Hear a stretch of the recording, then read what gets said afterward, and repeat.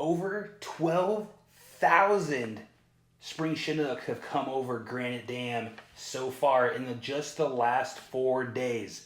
It has got me absolutely freaking pumped up out here and ready to go up to the Clearwater and absolutely start bonking some spring Chinook up there. It's been an amazing spring Chinook season so far, and I am super excited to continue that journey on the Clearwater River.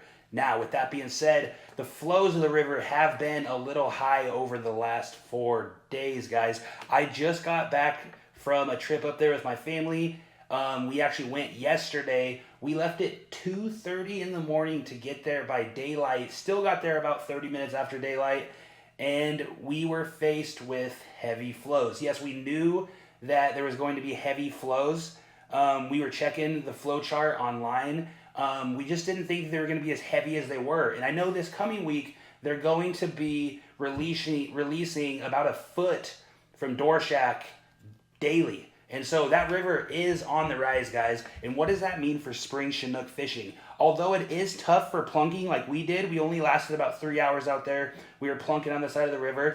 And the debris from the bank where that water rises up and you have all the sand and the leaves and the silt and all this stuff on the side of the river that's not underwater yet, right? And so once that water rises, it's not necessarily weeds, it's just all the debris from the bank that water is pushing down right into your line the whole entire time. So although plunking is going to be a little bit tough for the next week or so, we are going to go over and discuss today, welcome back to another Walking on Water tutorial, of course, the setups that I would use. We're going to go over anchoring at the train bridge, as well as once you're up above the casino fishing the higher portion of the river up towards Orofino and down, the setups that you would utilize, back trolling, some bobber setups, so on and so forth. So stay tuned, guys. Let's get right into it. Usually I do this in the middle of the video, but I want to do it at the beginning today because today's video is going to be a little bit different.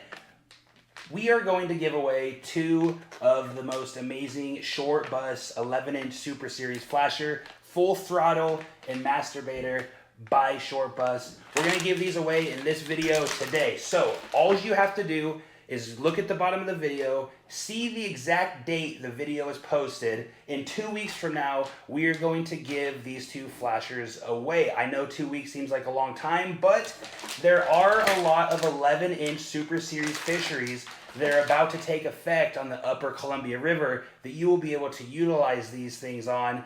And if you fish in any other fisheries that use 11-inch Super Series flashers, Short Bus should be your go-to because they are mine, even though I'm not sponsored by them. But I absolutely love their products. All you have to do is subscribe to the channel, first of all, comment on this video. Doesn't matter what you comment. If you comment on this video, you will be automatically entered. Like the video and share it out to a group, friends, family members, so on and so forth. Okay, again, go over to the Walking on Water private fishing Facebook group. This is not a part of the giveaway. All you got to do is like, subscribe, and share the video. But go over to the private Walking on Water fishing Facebook group, chat with me there, and as well, like the Walking on Water business page. Now, let's get into exactly how I set up and how I feel you should set up to go be successful on the Clearwater River. All right, guys, first things first, standard trolling rod or standard salmon rod.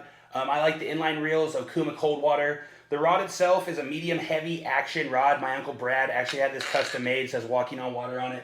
Amazing rod, love the rod, really puts the freaking wood to the salmon, baby. It does, it really does. But I pair this with a 50-pound braided line. You can go down to 40-pound. You can even go down to 30-pound. I just like to run the 50 because the diameters of the line itself are relatively the same, guys. So this is what I'm going to be running on the Clearwater River for spring Chinook. Every type of rod, every type of reel. Now we're just going to get into the quick meat and potatoes of the setup really fast so you guys can understand exactly what I'm talking about. We're talking about going out and being successful and confident while you're fishing for these Clearwater Spring Chinook. All right, guys. So the first thing that we're going to utilize right here, this is a VIP line lock. It is a weight slider. It holds your weight or your diver on your main line. And this is a super key piece to the puzzle because this is something you're going to want to utilize on the Clearwater River. Not only because it's a weight slider, but because it's a weight slider with a line lock. This little slit right back here goes into your bead chain on your line just like that. and it doesn't allow your line to twist, it makes the bead chain twist. A lot of times when you're running any kind of flasher, like one of these setups we're going to talk about here first, you're going to need to utilize a VIP line lock like this so you do not get line twist. So let's throw this thing on. You grab the rounded end just like that, and you grab the slit end. The slit end is going to go down towards your gear, and the round end is going to go up top. So all you simply do is just slide it on there just like that. Super simple, super easy. Slid it right on. Okay? Then what I'm going to do on all my setups, I like to run a bumper on any type of flasher setup that I ever run, and these are 150 pound to 200 pound bumpers, and we are going to connect this to our main line. Super simple, super easy. We're just going to grab it, do 8 wraps, put it back through the loop, and suck it down. And that's how I tie every single one of my knots, guys. It's super effective and has never come undone on me. Hashtag don't overcomplicate your knots if you don't have to, okay? So, there we have it. We have our weight slider right here. Then we down to a bead chain, down to our 150 to 200 pound 24-inch bumper. I run 24 inches on every single one of my bumpers every single time. And you probably are wondering, well, why when you can run 18? Why when you can run a 14? Why when you can run a 20? Well, guys, I'm always fishing by myself 95% of the time. So, in most situations, I can only have 2 rods, and in some situations, I can only have 1 rod. So, I have been very successful with 24 inches, so I'm going to stick with 24 inches when I have a limited amount of rods that I am normally running. Once I get my guide boat one day, I'll have the luxury of switching a bunch of these out with a bunch of different rods when I have a bunch of people in the actual boat. But until then, when I'm just running 2, I'm running the tried and true 24 inches. Okay? So, what we're going to do next is we're going to grab our short bus triangle flasher. And the first setup that we're going to talk about here today, and this is a train bridge anchored up in the current, letting the current work your gear setup. And you can run these a few different ways, and we'll talk about and discuss exactly how you can run them right now. But we're going to grab our short bus triangle flasher right here. We're just going to simply grab our triangle and we're going to pop it on there just like that, guys. Okay? And what are we going to run behind this triangle? We're not going to run anything other than a bait fish. And what kind of bait fish, I asked you? We are going to run a herring, okay, guys? And the herring, although is not utilized on the Columbia River in a lot of fisheries that aren't the lower Columbia, once these fish hit that curation of Snake River water and the Clearwater making contact, colliding, if you will, the herring bite starts to really pick up. And I'm assuming, to me, in my mind, it's a water temperature thing, it's a location thing, and it's an instinctual thing, okay? So, how we're going to set up our herring rig, and I do this how I've been doing this for a long time, and a lot of people probably do it a little bit different, but this is how I do it, okay, guys? So, this is a double non-slit mooching rig. If you want to learn how to tie up the double non-slit mooching rig, go over to my channel, look up how to tie a non-slit mooching rig, and there's a video on exactly how to tie this up. It's super simple, super easy. You literally, it's one of the easiest knots to learn, guys, okay? And then on the leader itself, I'm running a 30-pound fluorocarbon leader. I like the fluorocarbon because I like that sink in the line. I don't like my line being too buoyant, but also it's a very strong, sturdy line. It's a P-line, 30-pound fluorocarbon, okay? So then we're going to move up to the top, and we are going to grab a helmeted herring helmet. This is literally just a crippled herring helmet, and it's by Crippled Herring. All you do simply to attach this is you grab your main line and you feed it through this eye of the helmet itself, push it up and through. You're going to grab the line, and I do this a little bit different than other people. I grab the line and I put it up through the top of this hole, and you'll see if you had this in your hand, it would be a lot easier than me trying to explain it over this video. But there's also an in-depth video on my channel on how to exactly to set up this helmet. So we're just using a crippled herring helmet, and I like to feed the line down through this bottom hole, up through the second hole, and then back down through the same hole that we came through. And again, go over to the channel, watch the in-depth video on exactly how to set up this helmet. They're super effective. We're going to slide it down the line like so, and then we're going to grab our red pin just like that, and we're gonna push it through the eye just like that, okay? Then I like to run anywhere from a 38 all the way up to about a 46-inch leader when it comes to herring. And this one right here is about 44 to 46 inches, okay? You have a triangle flasher that's not really giving it any action, but what you also have is you have the herring itself in that helmet spinning in the current, okay? So you have a herring set up just like this one right here, behind your short bus triangle flasher, behind your bumper, just like so, 24 inches of 150 to 200 pound up to your VIP line lock, to where you just simply grab a weight and put it on there.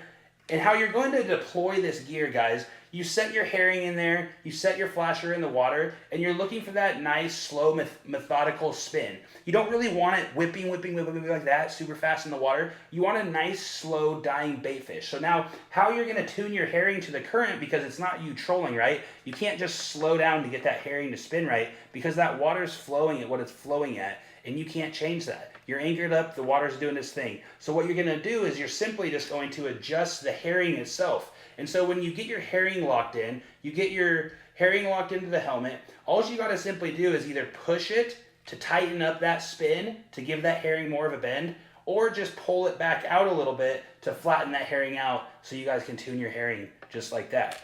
Now, you can either use 12 ounces all the way down to about 8 ounces, depending how far back you want your gear to get this down on the bottom. But what I see and what I've experienced up there, you're on anchor, and if you are around the train bridge, you are about 20 to about 24 feet deep. You could utilize your downriggers because everybody is on anchor, nobody's trolling around. You can utilize your downriggers and you can set them down, directly down below you. Say that it's 22 feet deep, you drop them down to about down to about 21 feet deep, and you could put your gear on your clip, send the downrigger down, and you could be fishing right off the bottom with downriggers on the Clearwater River down there at the train bridge. Super simple, super easy method, but it's also very effective.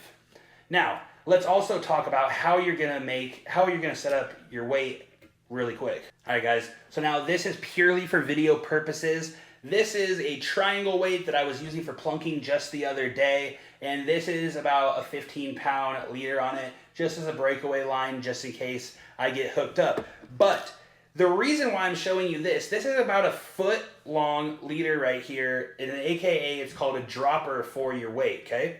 You're not gonna run your weight directly to the VIP line lock. You're actually going to attach it with a line dropper, just like so. And why you're doing that is the current's bringing it down into the water just like so. The desk is the water, I'm hitting the desk with the weight just like that. You want your line down in the water you really want your gear about a foot off the bottom, right? And that's why a lot of people utilize downriggers, because you can put your gear effectively about a foot off the bottom. But this way is also hyper effective. You just simply make a 1 foot dropper on your weight, okay? And you put your gear down at the bottom, and it's now flat on the bottom just like this. See how there's slack in the line just like this? That's on the bottom of the river, right? Your gear's back here. Then you just simply reel up until your cannonball weight or your diver is up off the bottom a little bit. Now, another thing you can utilize is a diver. Now, a diver, you just let your line out. It's a weight system that when that current, it pulls against the current, it's gonna dive itself all the way down to the bottom and hit off the bottom. I would honestly utilize weights just like this with a dropper when you're talking a herring setup, okay? If I'm talking herring, I'm gonna run a dropper with the weight. We'll get into the diver here in just 1 second, but if it was me, I would run a cannonball weight, 12 down to 8 ounces. I would get it on the bottom. I would lift my rod, let line out, lift my rod, let line out. Get it out as far as you can. It's slack. Reel your line up in the rod holder till that weight's standing up right off the bottom, and you have your gear back behind it working in the water system about a foot off the bottom, guys. So this is exactly how I would go down to the train bridge right out of Lewiston at the Clearwater. I would anchor up down there, and I would utilize these methods, these effective ways to catch spring Chinook, guys. Let's get into the next method. Very similar, but yet still different. Stay tuned. All right, guys. So the next setup that we are going to talk about is the plug, okay?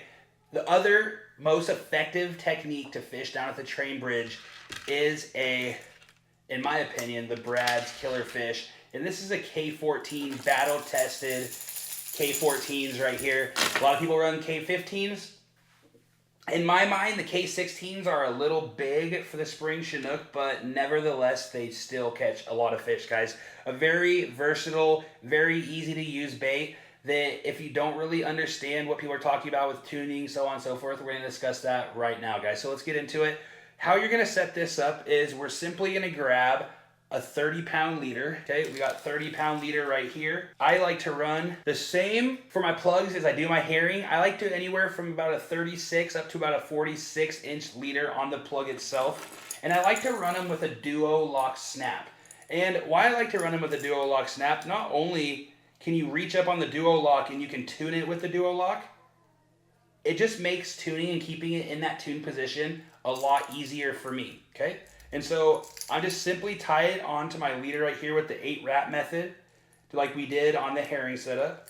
Just like that, put it through the loop, grab it, lick it, wet your knot, and then suck it down just like that. We will trim the tag end here in a minute. And yes, I do know that this hook is rusty. These are old K14s that I have. And yes, they do catch fish and have caught fish. So that is why they are rusty. They have not been put to work in a while, but I do like keeping them around because I have a lot of good memories with them.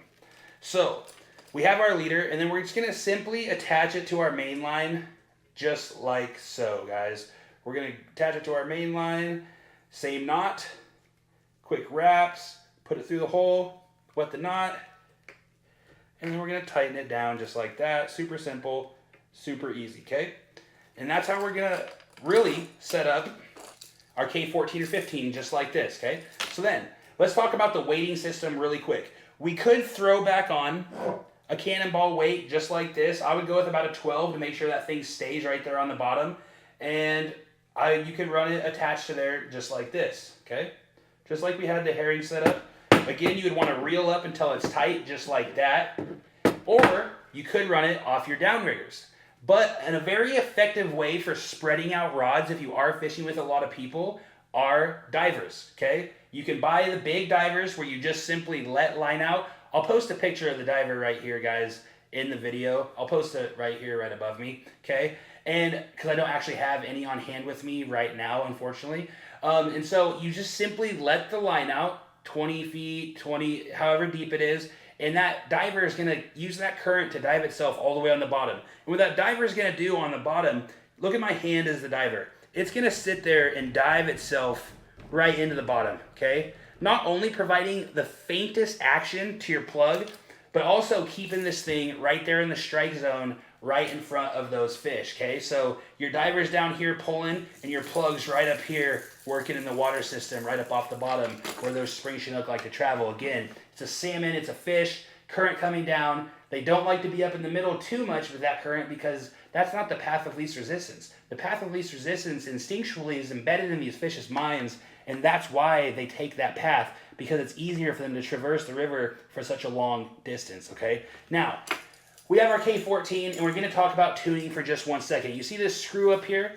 If you turn it a little bit to the left, right, that plug's going to be in the water sideways, working itself sideways, right?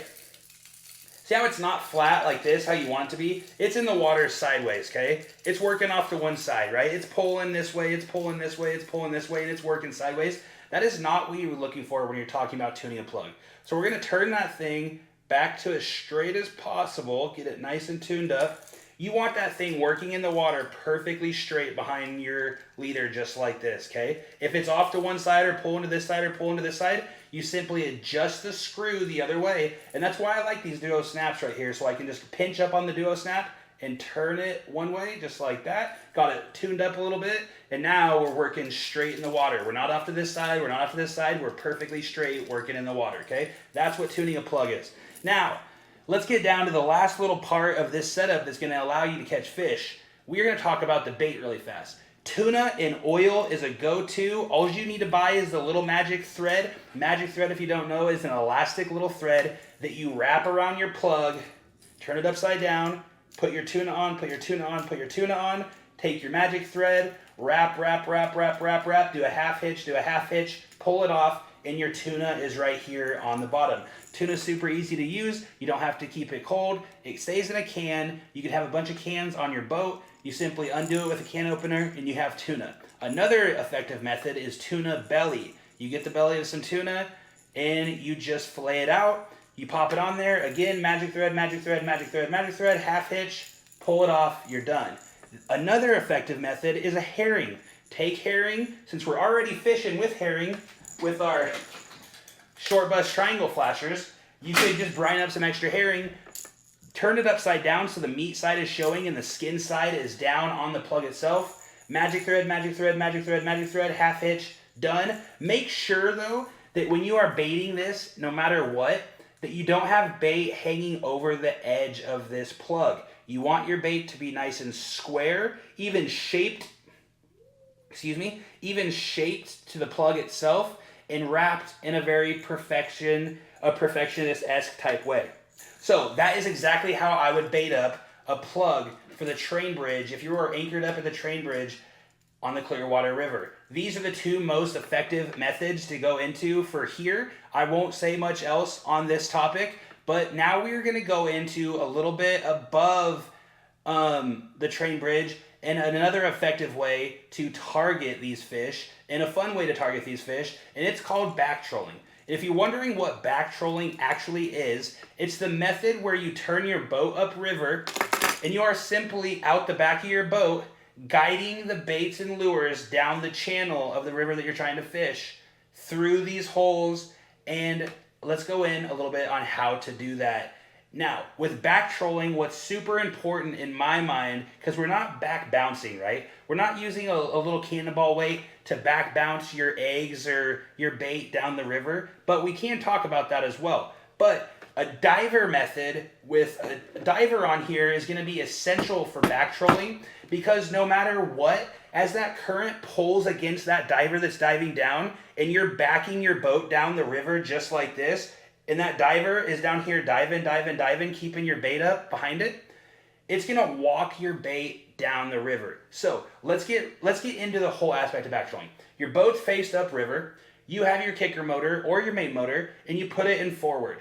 The current is strong enough to continuously push you backwards a little bit, but you're talking you barely want to walk it down. You don't want to go a half mile an hour down the river. You want to go like 0.1 miles an hour down the river. So you are literally walking your lures or your bait, or in this case, your plugs, down the river system. So you're backing it down, okay? It's working. See how I'm moving my hand? I'm going across the frame of the camera, backing it down through the hole, backing it down through the hole, backing it down through the hole.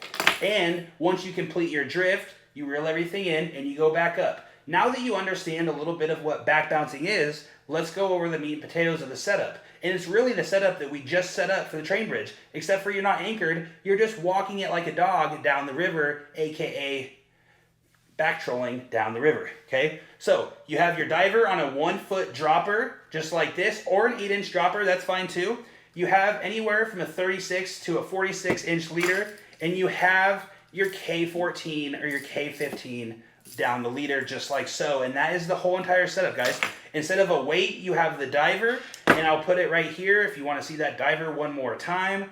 And you simply attach it just like you would a weight. You lock it into place, you put it out, you let it hit the bottom, you feel it hitting the bottom, and then you're fishing, guys. You're simply backing your gear down the river, and it is with a plug just like this. But there is also another method that people like to utilize, which is also a very effective method and an extremely productive method as well. All right, guys, the last setup I'm going to show you, and this is another back bouncing setup that you can utilize that is also very effective, and it's simply just back bouncing eggs. Okay, I have 2 small corkies and a 6mm bead on my line like so, and then I have the line tied into a bait loop knot just like this. If you want to learn how to tie up this bait loop knot, I have the video on my channel, how to tie a bait loop knot. It actually has Jeffrey Dahmer's picture on it. It was a Halloween post a while ago for egg loops for steelhead. But this is a great way to back bounce down the river with eggs. And let's talk about it just a little bit right now. This is another diver technique for back trolling, and this is going to be called back trolling eggs. And now we just talked about back trolling plugs. This is the fourth and most very effective way to catch spring Chinook on the Clearwater River. You're just gonna simply, again, you tie it to your main line, just like so. You're gonna put a nice big globby of eggs on the bottom of your hook right here, and then you're gonna grab your bait loop knot, just like this. You're gonna grab your bait loop. You're gonna put it under the eggs like so, and then you're just gonna simply suck it down and suck those eggs to the top of that hook shank right there. And now, why we have the corkies on it is so when we are back trolling our eggs down the river, those eggs are sitting up right in that strike zone. So we're slowly working our eggs down the river just like so. Just like we're slowly working the plug down the river just like so. Now you're back trolling through these spots, and just like the plunkers do from the bank with the corkies and the spinning glows and the eggs, you are walking these eggs right down the river. Now, why are we walking the eggs down the river? Because guess what, guys? These fish are getting to the top of their journey. They're not all the way there yet, but a lot of these fish are getting close. And what that means is the egg bite starts to kick on, and the egg bite starts to be extremely effective, and a lot of these fish just cannot resist it. Okay, guys? So that is that. These are the most effective ways that you can get up to the Clearwater River and effectively target spring Chinook. I just went over a plunking video last time, and that was mainly dedicated to the Columbia and the Clearwater River, but those methods can be utilized on any river system ever, as well as the back trolling techniques that we just used. If you are back trolling a tributary or another smaller river of the Columbia River, these are methods that you can use as well. These are very effective methods to bonk fish on the Clearwater River, but they're really just universal methods. Thank you guys so much for tuning into this episode of Walking on Water. It was my pleasure to bring you how to catch fish on the Clearwater River, and these 4 setups could ensure you guys to have a more fun and successful trip next time you go out fishing. Thank you so much for tuning in. Again, hit that giveaway, guys. Like the video, comment on the video, subscribe to the channel, and share it out. That's all you got to do, and you can win 2 amazing 11-inch Super Series Short Buzz flashes. Catch you in the next one.